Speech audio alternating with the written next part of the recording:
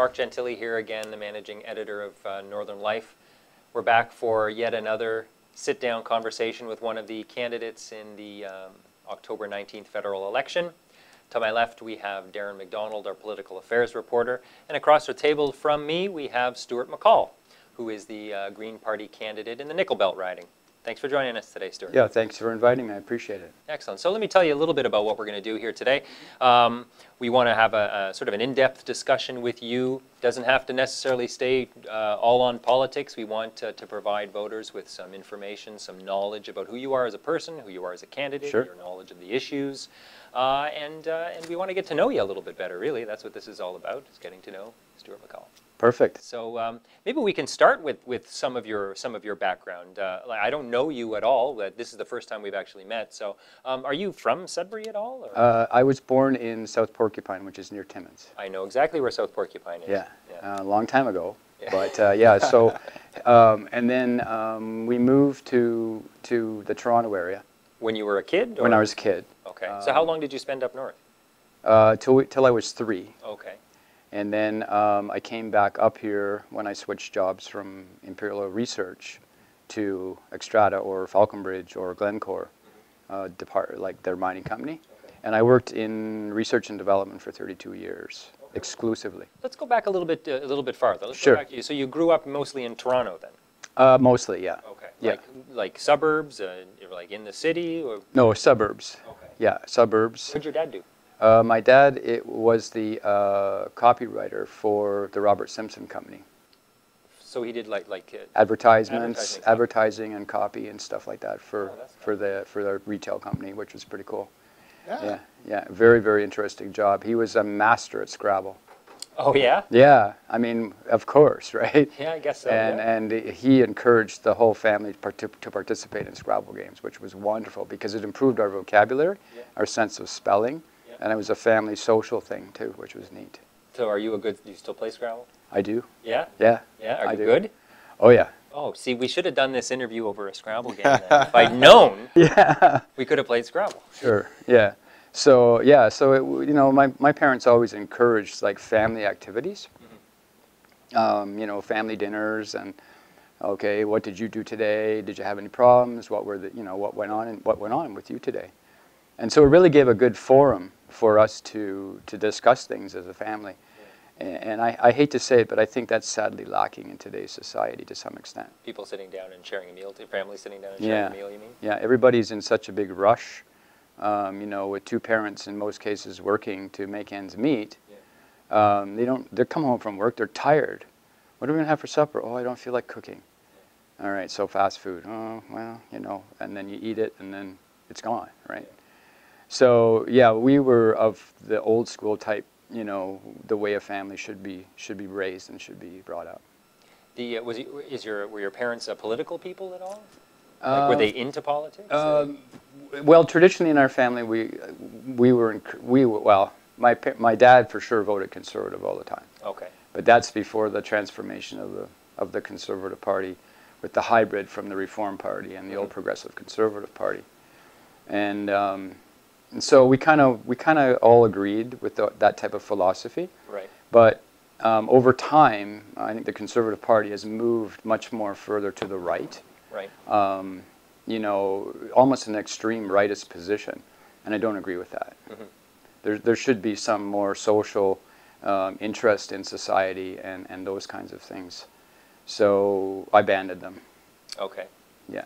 When was your sort of political awakening? Like, when did you?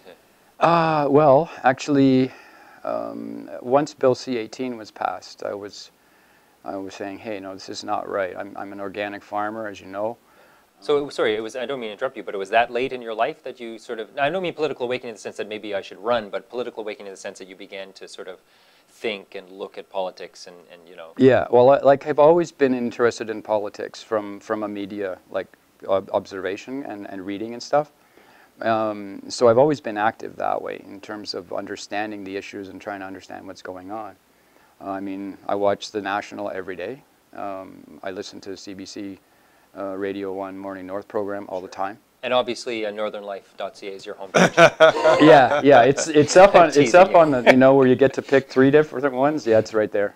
Oh yeah, for sure. And you know, it's really good that you guys do some articles for me. I think it's really, really good. Sure. Yeah. Now, you said you were you were in research and development. You were in R&D. Yes. Now, talk to us a little bit about that. Like, what is it that you did? Well, let's look at the. Should we look at the mining side of it first, or the Sure. or the Mining's good. Okay. This is a mining town. Sure. Okay. So some of the things we were doing in mining was evaluating different ore types that were from all around the world, and trying to design a process around them that would give the maximum value for the amount of material mined. So making incremental improvements in process automation, getting patents, and marketing the research department worldwide as the go-to center for knowledge. And we had a lot of clients from all over the world. The last project that I worked on was probably one of the most rewarding, because nobody, or very few people, know how to do platinum flotation. And you would think that platinum being such a heavy element that it would be very difficult to do. It is. It's tricky. And you're looking at ppm levels of mineral. So we ended up getting a contract from South Africa and working on that. I worked on that for about 1.5 years. And we were able to increase the value of the ore in terms of yield and in terms of product quality and recovery considerably with the efforts that I did. I ran the program in conjunction with more senior people, of course, and we came up with some pretty good stuff. I think we saved Eland Platinum about maybe $10 to $15 million a year forever. Oh, wow. Yeah, so that's significant. And they were having a bit of financial issues there. And so we pushed them into the more profitable part of Xstrata. It seems a big deal. So now you're an organic farmer. Right. So how does a guy who was working doing R&D for mining companies and such go from the lab to the farm? Oh, well, that's where chemical engineering comes in. Okay. If you look That's why at you're training, you're a chemical engineer. chemical engineering technology, and then later brought to the staff level of things, and running my own projects and directing people. Mm-hmm. So I've forgotten my train of thought now. So how did you get from the lab to the farm? Oh yes, okay, certainly. Okay, well, I studied the equations of photosynthesis, obviously, and you know, it's the basic simple equation that everybody understands is light plus water plus carbon dioxide makes sugar and oxygen. Okay, so those are the things you have to work with. How do you push the equation to give maximum yields and maximum nutrition? Which of those 3 variable inputs are the most important parts? Right. And it turns out that light is the most important part. Photosynthesis, right? Okay. And then there's a whole bunch of intermediate steps in there where you require other elements like potassium and phosphorus to push the equation as well. So you have intermediate reactions. One's are electron promoters and one are electron acceptors. And so that you have to understand that. Now most people do not go into that much depth. No kidding. Things. So people sort of think of farming, they're thinking dirt and soil and you know, sun and water and those sorts of things. But you're actually approaching it from a more scientific exactly. approach. Yeah. So you understood the science of farming before you're actually a farmer? So, well, let me put it this way. I mean, going back to family roots here, my dad had me out working in the family garden when I was 6, and as our family matured, we were always involved in some aspect of producing some of our own food. Okay, so that was really cool, and I learned a lot through that. Just that what the physical effort alone is required, and then doing it smartly, doing it the right way. You know, no chemicals, no GMOs, you know, no pesticides, obviously. So a truly organic, or how shall we say, sustainable type of farming, and it's great because the food tastes much, much better. Why the switch? Like, why did you decide? I'm more curious about why you decided to leave the lab and go to the farm. Like, oh well, I retired. Oh, okay. Okay, I retired from chemical engineering technology in late 2008. Okay. I bought my property, where my farm is now, in 1996. And you were living here at the time? Yes. I've lived up in Sudbury for about 17 years now, Okay. so about half of my professional career. Mm-hmm. And yeah, so we basically, what my objective was is to do something in my retirement years that I really, really like, that gives me a nice clean lifestyle, gives me my physical exercise, and makes me feel more close to nature. Okay? And so I was developing the organic farm before I retired. Okay. So we started actually selling to the public in 1999. Okay. And initially I found that the demand far outstripped what I could produce. Right. I mean, it's amazing how many people are out there seeking like fresh, wholesome, locally grown food. And we do have a very strong local food movement going on. And so therefore, the demand just keeps getting bigger and bigger and bigger. So I was looking for ways to increase productivity, increase quantities, and so on, without using some of the taboos that we consider bad for our health. Okay. So yeah, I experimented around, obviously, with my love of science and love of, research.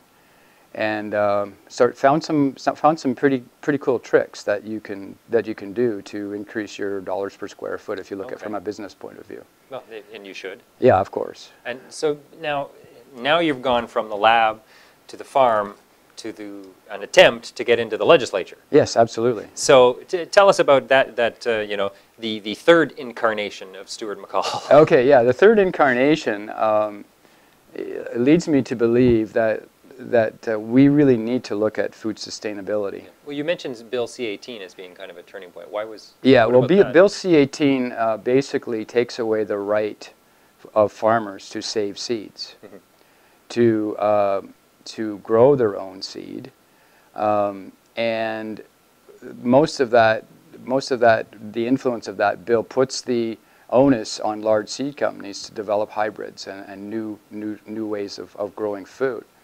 And it's really sad because that process has not worked at all. In fact, the promise of GMOs and the promise of new hybrids were supposed to increase yields, and it's sad it's not happening. The other side of the coin there too is because we live in a different climate from typically southwestern Ontario or further south.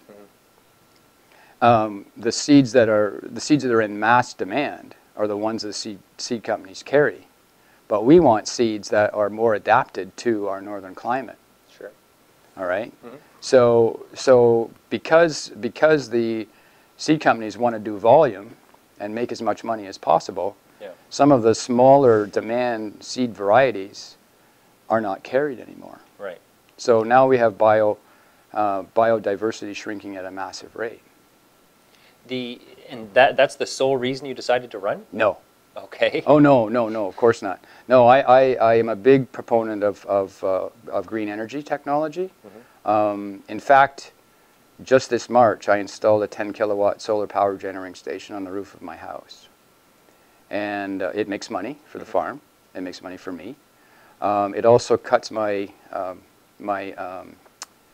greenhouse gas impact because we're using much less diesel fuel and much less power for things where it's harmful to the environment. Okay.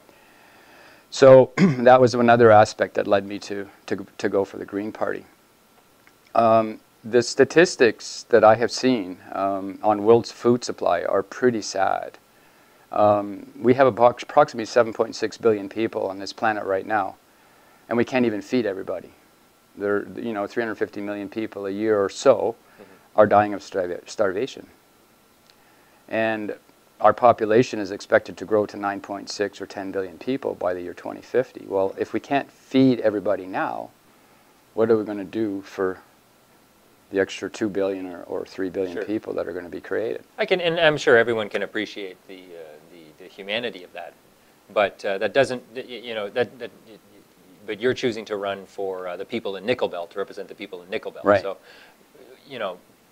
they may care about people starving in other countries, but they also care about their roads, and they care about they care about their taxes, they care about jobs, they care about the economy. You know, did any of that factor into your decision to run? To some extent, but the other aspect here is we do have a fairly high youth unemployment rate, and we have a sagging manufacturing sector, and right now we kind of have a mining industry that's in a kind of a bust mode. So we need to provide jobs for those individuals. We need to provide new revenue streams for mining companies, for instance, through extraction of geothermal heat from underground, which is a really, really good idea, because I don't know if you've ever been down in a mine, but yeah. I have, and it's hot, and it's really humid. So there's lots of heat right there, and Sudburian miners are great at putting holes in the ground. I mean, it's tremendous. You know, we get on 7,000 to 6,000 feet, not a problem, right? If we went deeper, then we would be able to extract more heat from the geothermal source. Sure. In fact, I think there's enough power there to generate low-pressure steam. All right. Now, think about the impact. If a mining company can generate some of their own power, then their overall energy consumption is less. Right. They can keep their miners working in a bust period, and reap the benefits of that economic, you know, potentially very, very high economic benefit for them. Okay. Why the Green Party? I mean, I think I know the answer, but why? Like, you know, you could have run for any of the other parties, but you opted to run Green. Why have you been a supporter of the Green Party for a while? Or? Yeah. Well, I guess what I would say there is that their philosophy really closely aligns, or my philosophy as a person really aligns well with the Green Party. Okay, my philosophy on life, you know, respecting the environment, eating good, strong, healthy local food, and many other aspects. You know, we can talk about rail safety. We can talk about what we should be doing with fossil fuels, how we can promote renewable energy sources and technology, and employ people. Yeah. Both the youth and other skilled tradesmen. Many people would argue that that's precisely the reason the Green Party doesn't resonate with the vast majority of Canadians, is because of their impression of the party as being kind of one note. Yeah, no, that's not the case. We have many platforms and many different how should we say, levels or areas of interest. I mean, infrastructure for us is a big issue. You know, for Sudbury, yes, it's a big issue. Well, for Sudbury and for Nickel Belt, for sure. And by Sudbury, sorry, I mean Greater Sudbury. I don't mean the riding of Sudbury. Yeah. All of us here, we're in this fight together. So. Yeah, exactly. So let's say this way: Greater City of Sudbury and surrounding area. That would be inclusive, I think. Okay, so so infrastructure is something that we really need. And so far, the pledges from the other parties are fairly small compared to what we're proposing. I mean, we want to see a massive increase in infrastructure. Tell us a little bit more about that. Okay, well, you know, I've been doing some studies on electric-powered vehicles, electric-powered tractors, electric-powered buses, and so on. And there was a study that was done in the UK, actually, and they compared the operating costs and the maintenance costs of a diesel-powered bus versus an electric bus. Sure. And for an electric bus, it costs 35 cents a kilometer or 50 cents a mile. For diesel-powered buses, it's $3.35 per kilometer and $5 for 1 kilometer or 1 mile. Right. So right there, that points that you have a huge cost savings. Okay, by going to articulated. Now I want to see buses that can swivel in the middle. Sure. And the reason for that is we have some pretty heavily used routes here in Sudbury, and what's the point of having 2 drivers and 2 buses going down, creating twice as much pollution? But transit's a municipal responsibility, not a federal responsibility in this instance. So infrastructure-wise, you know, when we're talking about roads, we're talking about sewers, we're talking about things that the federal government can provide some assistance for, because Sudbury obviously has a massive infrastructure deficit. Oh yeah, for sure. We have a huge hole that needs to be filled, and it needs to be filled with money. Yeah. So, what is the Green? What is, as if you were to be the Green Party MP? I mean, what what could the party do for the voters in Nickel Belt to help them with their roads, to make sure that their sewer is, not dumping phosphorus into the Red Lakes and river? There's big issues there that need to be dealt with. Yeah, I think electric buses are great, but what about those other infrastructure issues that the federal government's sort of responsible for? For sure. So you have okay, I've lost my train of thought. Sorry. Okay, for other infrastructure issues, we definitely need to spend some money to encourage new farmers. Yeah. About 20 years ago we had 50,000 farmers in Canada. We're now down to 20,000. Okay. And what has happened is there's been a transformation from local, small, family-type farms into massive factory farms, I call them. Mm-hmm. Okay. And I really disagree with that philosophy. And so, I mean, the quality of food there, I think, is significantly less nutritious for us. There's the issue about the husbandry of animals, mm-hmm. And those kinds of things. Right. Okay, but I want to talk about infrastructure, though, at the moment. Okay, just get back to infrastructure. Okay, if that's where you're going, go ahead. Yeah, but I was going to get to that part. So the thing here is that if we can provide interest-free loans or grants to encourage small farmers to get going or small farms to get bigger, right, locally, then we have a much higher degree of food sustainability in the north. Did you know that only 4% of the food we consume here in Sudbury is grown locally? No, I didn't. But I'm still curious about roads and sewers and things like that. Okay. Well, roads and sewers. Okay. I think all roads should be brought up to a safe level, mm-hmm. and some of the infrastructure that we see here is basically, unsafe, especially in the wintertime. Yeah. So let's have a minimum standard for roads, and let's make sure we cover that one for sure. Right. What's the Green Party saying about? I mean, what you said that the party has. Is proposing to spend way more than any of the other parties on infrastructure. So how much money are we talking about here? What kind of how many zeros are we talking about here, Stuart? I'd like to see. I think infrastructure, they're talking roughly. I'm not 100% sure about this, but I think they're talking around 200 million or 300, maybe 350 million. Okay. I'm proposing something that's much larger than that, maybe 600 or 800 million dollars. Okay, for nationally? No, yes, nationally, I guess. Right. Yeah. And then each province or each municipality that wants infrastructure money would have this big pot of money that's set aside, and they can apply for it. Right. Okay. And the same thing would apply to, like, I get back to the farming thing where, okay, I want to be a farmer. I don't have enough money to buy a piece of land or rent it. I don't have any equipment. I don't have any knowledge. What do I do? So here's some cash. Get going. Right? Okay, so we should just give money to people who don't know anything about farming. No. I don't think that's what you're saying. Yeah, no, that show a real interest and would like to make a career of it, especially young people, because let's face it, our youth unemployment is like really sad, like 13% or something like that. And so here's an opportunity. Maybe they don't like school. Maybe they want to try something new and something different. Right. So why not offer that opportunity to them? Increase food security, give them a good job, give them the tools to learn. Like we have lots of ways to go out there and get information and knowledge that's accessible easily for young people. Sure. I personally hire high school students and graduates from high school who are unemployed and who need money, and train them and teach them, mentor them. Right. So, if we did more of that, then said, okay, here's a paid internship. Here's some money to rent some land, or those kinds of things. Then that would bolster that, and it's an investment in the infrastructure part of it as well at the same time. Okay. I think. And then the other thing too, we have some pretty underutilized facilities here that refurbish rail cars. We have the one there, the Ontario Northland facility in North Bay. Right. And also we had one here in Capreol as well, which I still believe does that kind of work, but it's a private company now.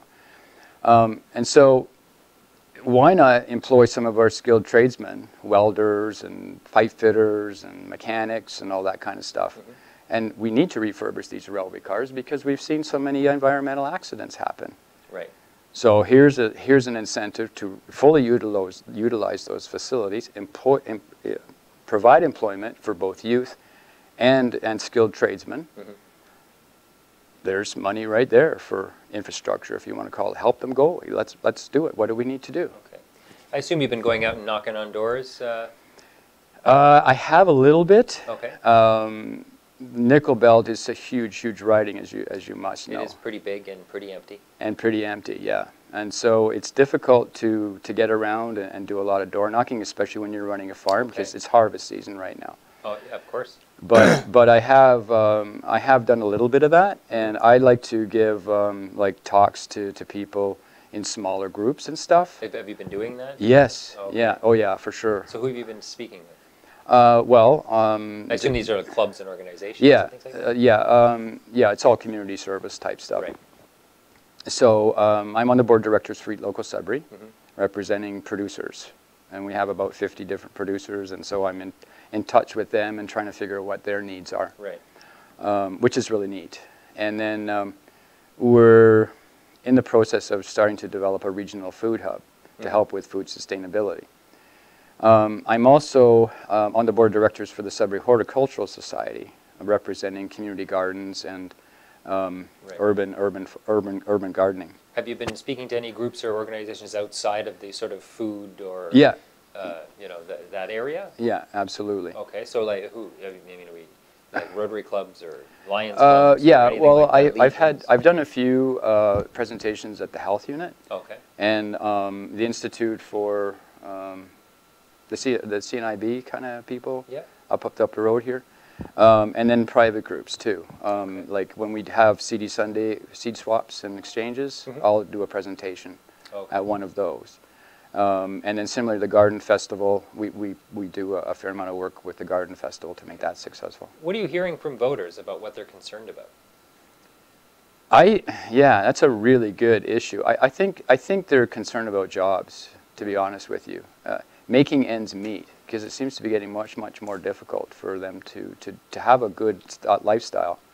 And there are some instances that I've seen where, well, do we buy food or do we pay the rent? Right. That's pretty sad, right? If you have to make that kind of a choice, that's pretty sad. So, yeah, I would say, if we can help those people, then that would be the way to go. Switch gears a little bit here. Sure. I would like to ask you, you have a mining background. Yeah. The other day, David Robinson, your Sudbury counterpart, made a comment that a lot of people in the Green Party aren't very friendly towards mining. Okay. I wonder if you could articulate for me exactly what the green approach would be to mining, the industry, and broader than that, developing the Ring of Fire. Okay.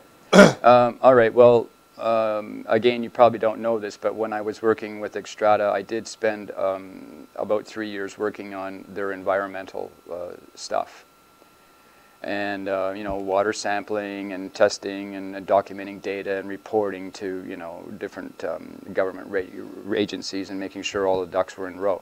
And I learned a lot about what they do to help the environment. And it's quite impressive, I must admit. It's amazing. I mean, pulling water from a natural resource, using it, and then putting it back cleaner than it was. That is truly an amazing accomplishment. It's something a lot of people don't realize. That's right. Yeah, exactly. That's right. And so you had to make sure that all of these numbers made sense and that they were acceptable. And this will go on long after Xstrata ceases to exist or Glencore ceases to exist, because they'll be checking those emissions, water emissions, from that facility till the next ice age.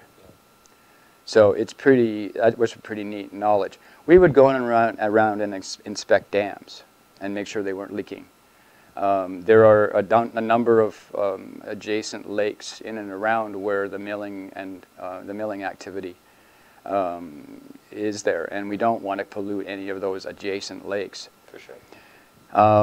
Yeah, and then seeing what we're doing with waste rock and waste like slag, or not slag, but in this case like mill run. Okay, And then when we do separate the mineralogy from the waste, that has to be disposed of somewhere too. And so I was quite impressed of the measurements of the quantities of different chemicals that were actually being put into a tailings pond. We also did some work on trying to revegetate green or like ponds. Yeah. And we found some stuff that's pretty interesting. We can revegetate it, which is kind of neat.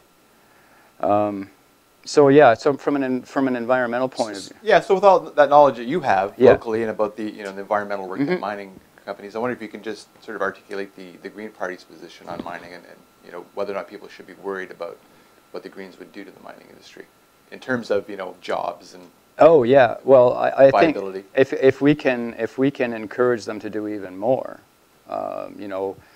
maybe set a whole bunch of money aside for mine closures or mill closures, which they already do, but let's make it really good. Like let's put a bit more into it, so that when the facility ceases to exist, because let's face it, mines have a finite amount of ore in them, and it becomes economical after a while. So you're going to shut it down at some point. So why don't we insist on having a higher level of closure on these mines? I know the money exists for closures, but we should do better than just what the minimum standard is, okay, to make sure our environment is well protected. You had mentioned something about developing the Ring of Fire. Yeah. I think that, we really have to consult a little bit more with the Indigenous people. I mean, it is their land. It is actually technically their resource. And so why not work with them cooperatively to find the best solutions, provide employment for them. And as far as infrastructure investment goes, we need to provide rail access. This would be a great opportunity for Ontario Northland or other railways, right? Algoma Central or whatever. Right. So yeah, we need to work cooperatively and make sure everybody that's at the table agrees that this is the best thing to do. And do it in an environmentally sustainable way so that we don't rape the land too much, or you know what I mean? Like just keep it sort of, hey, okay, this is a great resource, we'll use it. I mean, we can basically almost reinvent the stainless steel industry with that. Yeah. I mean, for many people, especially people in Sudbury, we have our economy is sort of based on resource extraction.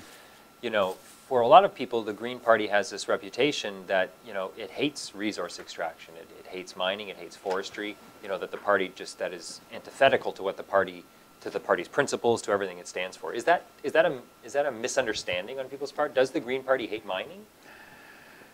I don't. That's a really good question. You put me on the spot here. That's kind of the point. Yeah, I know. I realize that. Well, having worked in the mining industry, I suppose I'm kind of for mining because it does provide a lot of good jobs. Yeah, it sounds like you are. It provides a lot of good jobs, and it employs a lot of people, and we're good at it. We should become the go-to center. We are to some extent, but advertise that worldwide that, hey, you want to learn something about mining, come to Sudbury. We've got Laurentian University, we've got Cambrian College, we've got College Boreal, we have all of the mining supply companies. I mean, my goodness, we are resource-based just for knowledge in mining. So why not use that to our advantage? Right. Employ more people, get a little bit of foreign capital coming in, say, hey, we'll pay you for this knowledge or we'll pay you for these ideas. So why not use that? It's there, it exists. Just enhance it. NORCAD's another example. There's all kinds of stuff there. Interesting. Now, does your view on resource extraction extend to the oil sands? Yes, it does. You support oil sands? No, not at all. No. As far as I'm concerned, it's becoming uneconomic. And there is no money to be made in selling dirty oil. Nobody wants it. Okay. I mean, United States. Even if the economics of it, because you're right, it is more expensive to produce oil from the tar sands than it is to to pull it out of the ground in other forms. But when it is economical to do it, Canada makes quite a lot of money off of it. Yes and no. We do make money on it. There's no question about that. But we're not getting a fair price for it. Our dirty oil, if you like, tar sands oil, is sold at a discount compared to West Texas Intermediate or North Sea Brent. Isn't calling it dirty oil, though, a bit of a weasel word? Like, I mean, all oil is I guess you could really classify all oil as dirty in a sense. Well, it depends on the degree of refining that's required. Okay, I mean, the higher it has to, more highly it has to be refined, the less economical it becomes. That's right. And the price of oil has dropped dramatically from, what, $140 a barrel down to in the mid-40s or low 40s. Well, that's a huge impact. And it almost makes a lot of those developments out there uneconomic. So why not just turn off the tap? You know, slowly, because we can't do it just like that, turn off all the taps, but we can wean ourselves off of the dependency on fossil fuel by embracing the green technology, getting electric buses, getting electric cars, those kinds of things, right? There's a lot less maintenance, and not only that, but making those electric vehicles more affordable through incentives, which, I mean, the government of Ontario and the federal government bailed out GM and a couple of the other ones, right? Yeah. So why not direct activity like that to the electric car industry or the electric tractor industry? So if you know, and obviously the reason that the government bailed out those big companies is because they employ massive amounts of Canadians, they produce massive amounts of product, they produce massive amounts of tax revenue. Like there's reasons that, that the federal government bailed these people out. For sure. Should the government, offer the same sort of assistance to the tar sands now that the price of oil makes it less than ideal to extract oil? The tar sands or the fossil fuel industry is heavily subsidized by the federal government right now. I'm not sure the numbers, but I think it's probably between $600 and $800 million a year. Right. Well, couldn't we just take that money and put it into green energy technology? Yeah. I mean, it's revenue neutral, more or less. I suppose. Right? And I do not think we should be shipping oil to Tidewater at all. Okay. Definitely not. It's not necessary. The economic benefit of it is minuscule. It employs a number of people short time. And what are the net benefits? It's going to have to travel, especially Energy East, it's going to have to travel through pristine waterways, potentially polluting headwater streams and sources of drinking water. Right. I just don't see the economic value of doing it. I really don't. And as far as shipping it to Tidewater goes, I mean, if you look at the Vancouver area where they're planning on putting these ports or whatever, it's a very, very, very narrow, small area to navigate into, to squeeze a big tanker into. And so the chances of having an oil spill at sea are pretty, crazy. They're pretty high. Why do you think that Canadians aren't responding to the Green Party in great numbers? I would say that they are responding, but the numbers are gradually increasing. Okay, the people are becoming that is more a very and more gradual increase. No, almost imperceptible, some might say. Well, yeah, perhaps, but I think we have to get our platform out there. A lot of people who I've talked to have said, okay, well, I'm going to vote NDP, but my second choice is you guys. Or I talked to somebody, well, my primary vote is going to the Liberals, but you guys come in second.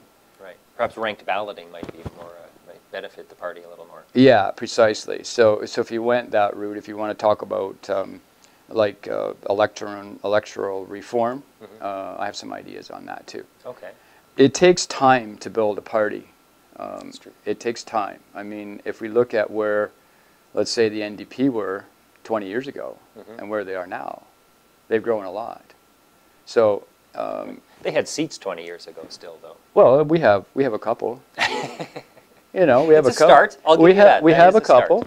And statistically, more and more people are looking at our policies and looking at our ideas and saying, yeah, no, this is a really good, viable alternative. The other thing that I'd like to say here is that it looks to me like we're going to have a minority government. Okay. So if we can get, say, 10, 12, 15 Greens elected, they might just well have the balance of power. It's depending on how the things break down, perhaps? Well, we're projecting here a little bit. We're sort of surmising what might happen. But if you were to elect 10 or 15 Greens, that would be a huge story on its own. Oh, yes, yes, It really absolutely. would. Yeah, that would be a huge that would be a huge story on its own. And all we need is a few breakthroughs in areas where people are really undecided. And hey, I'm going to try this. I think these guys have got something valuable. Yeah. Choosh, let's go for it. Isn't the green prospect for growth kind of limited by the fact that once it, some of these issues become ballot box, winners, the other parties are going to adopt them, and so you guys are perceived as such a one-note party where in environmental concerns is pretty much what you're about. Once that becomes electorally popular with the electorate, other parties, the main parties, are going to adopt them. And I mean, are you okay with that, even if it's other parties doing that? Well, I would love to be elected an MP and be able to work with the other parties to implement some of these ideas, and not 4 years from now or 5 years from now, but immediately. Because I personally believe we are on the edge of the tipping point as far as climate change is concerned.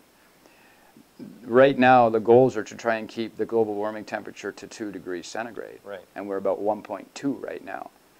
Well, we're already seeing devastation around the globe with the melting of the ice caps, the increase in sea level. Fish populations are dying off because of the change in temperatures. Mm-hmm. Lowlands will be flooded.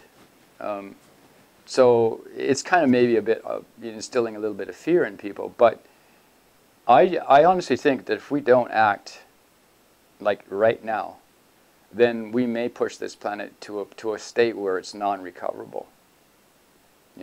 It takes so long for the planet to absorb carbon dioxide, right. And most of it is done by the oceans. I mean, it's figures. And then because the liquid expands at higher temperatures, it increases the volume, mm-hmm. thereby flooding people. And we're seeing more and more incidences of extreme weather conditions at a higher frequency too. Like right. colder winters or lots of snow or deep frosts, yeah. or those kinds of things, or more earthquakes, more tidal waves, more disastrous effects, which I think by and large are probably caused due to climate change. Okay. Right. And I'm going to go out on a limb here and say I'm assuming you don't think Canada's done enough to fight climate change. That's absolutely. No, absolutely. I mean, the Harper government would only implement anything to do with climate change unless it was a big thing on the stock market. Right. When you look at the other parties, what's your impression of their plans for the environment? They have a good start, except with the exception of the Conservatives. They have a good start in developing ideas and policies, but I don't think it's nearly enough. I mean, we have all that knowledge. As Greens, we know all these issues. We know these things. And so to me, it would make sense for us to work with these other parties to get some of this stuff implemented. I'm perfectly willing to work with anybody. Right. What about the Conservative plan is not... I didn't see much there. Okay. I really didn't see too much there at all. Unfortunately, I hate to say this, but I think the Conservatives had their head stuck in the sand. That's not where I thought you were going to say that, their head stuck. I want to be nice. If we could maybe move away a bit. Sure, go ahead. Beyond the green elements of the green platform. Sure. What would a green government mean for small business? Every party says, oh, we'll be good for small businesses. I know the green platform calls for a $1 billion fund for entrepreneurs to develop green energy. But beyond that, mm-hmm. you're a small business owner yourself. Yeah. What would a green government mean for small business? Well, I think... sorry, but I asked that just because I think the perception is there, among the business community that a green government would mean a lot more costs. Oh, okay. And it would be a lot more expensive to do business. Okay, I think we can promote small businesses by reducing the federal tax rate on small businesses, even lower than it is now. And that will give some incentive for those people to reinvest and expand their businesses. We reduced, not we, but the federal government, the Conservatives, have reduced taxes on big business, and not really, maybe a little bit on small business, but not enough. And all that's happened with the tax reductions on big business is they're just hoarding the money. It's dead money. It's not being invested anywhere, and they're paying their CEOs and so on much more money. So it's a waste because it should be reinvested. And if they wouldn't reinvest that money, then we wouldn't have such a high unemployment facility, right? So by reducing taxes on small businesses, they're going to be more inclined to reinvest and expand, based on track history so far. Okay. Yeah. For education, I know that the Greens want to abolish tuition fees for Yes. college and university students. I mean, there's lots of funds and lots of money for a lot of different programs. Would the Green Party balance the books? That's a really good question. I just got the, I haven't even read this. I just got this morning, but there is a brief budget outline in here. Like I said, I haven't really looked at it yet, but it is printed and written. Like I said, I haven't really read it yet. Okay. You caught me a little bit off guard on that one. But isn't that the platform? Yeah, this is the whole platform. Okay. Yeah, this is the whole platform. So you haven't read the platform yet? No. Okay. No. I've read Vision Green, which is a much more extensive document than that one. The other one's 183 pages. This is like maybe 50 pages. So. Okay. Well, let me put it this way: would you say it's important for them to balance the budget? What's more important, keeping these spending promises, or having a budget that's reasonable? I would strive for having as close to a balanced budget as we possibly can. Our country's in debt hugely, and so increasing that right now I don't think is a really good idea. So if we can keep that to a bare minimum and actually maybe generate more money, then we should be looking at paying that down. So I would like to see a balanced budget. I don't know that it's achievable, but I certainly would strive for that. We may have short-term deficits. Or small deficits, but I would really, really like to see as close to a balanced budget as we possibly can get. Excellent. Is there anything else that you wanted to tell us, or anything else? Is there anything that you want the voters to know about you or about the Green Party, or? There was an interesting question asked to me last night: is if you become elected as an MP, what would your first private member's bill look like? Okay. I thought it was a pretty good question. Yeah. What's your answer? Well, my answer is that I would like to put legislation forward that ensures safe, nutritious, local food for every Canadian citizen. Okay. Maybe a bit lofty, but that's where my concern really lies in terms of a private member's bill, and that can be done fairly easily. We have the technology to build greenhouses in the Arctic. For indigenous people and other peoples that are there to grow their own food. Right. Why should they pay $25 for a watermelon that costs us $3 here? It can be done. It can be done. So from that point of view, food sustainability is a big issue. And you know what? I hate to say this, but I think the war, this is off topic a bit, but I think the war in Iraq was caused, I mean, let's face it, there are four basic things that give a good life, right? Okay. Food, right. Shelter, love, and spirituality. Okay. Those are what I consider a good quality of life to be. All right. I'm well, sure if you take away any of those pillars, all right. So basically, the desertification of Iraq in a very, very dry climate. And they used to be able to grow 12 different types of wheat that were adapted to a drier climate. Right. All right. So now they can't do that. They were conquered, and they said, okay, now you must buy this variety of wheat and grow that. Okay. All right. So that particular species, or cultivar, if you like, is not particularly suited to a drier and drier climate. So there's not enough food. So you've just taken away the first pillar of a good life, food security. With the bombings and all of the social unrest, all these people have moved. We're still talking about the Middle East now, I think? Yes, yeah. Iraq, Syria, like that's a whole powder keg. They've been fighting for thousands of years. But so if you lose the food security, then there's unrest. Now, with all the bombings of cities and so on, the people that had the food security are now moving into the cities to find food. And now the destruction of cities and infrastructure gives them two pillars of life gone. Okay? Now, those two are really essential for life, really. Yeah. Now you take away the families that are torn apart, loved ones that are killed, relatives that are immigrating, fleeing the country. That's your third pillar of life gone. Right. So what do you have left? Spirituality, and that's what they're doing. Okay, that's what they're doing. They're mass exiting countries and areas that have no food and have no shelter. And with all that disruption, they're losing the love of families and each other. I take it that you're a spiritual Yes, man then? yes, Yeah. very much so. Christian? Or were you? Oh yeah, I'm Christian, yeah. Okay, interesting. Well, there's nothing else you want to add, Stuart? I've No, I'm I've good. gone where I want to go. I think, yeah. You guys are good? Yeah, Yeah, anything we're else you good. wanted to add? Okay, well again, thank you for inviting me. Oh, it's our I pleasure. really really is. appreciate you inviting me through this. It was great. I enjoyed it. You guys are great interviewers. It was good to get to know you. Yeah, for sure. We love compliments. Yeah, for sure. So, you know, I guess, I don't know, I would not like to see Claude Gravel or, you know, Mark Serge represent me in Nickel Belt Okay. as a citizen. Right. I think I think everybody would much rather have me. I would hope that you would say that. Yeah, okay. Okay.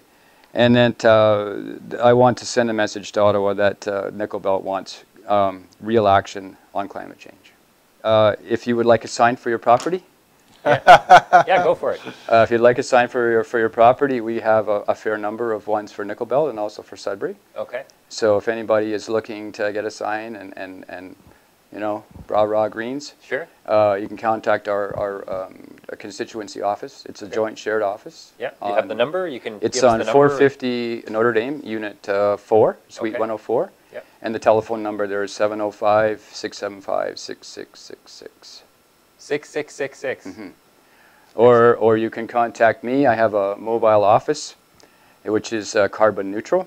Okay. This is the van. This is then? the van over Yep. here. And people can reach me through my cell phone, and if they want a sign, I can drive over, and here you go.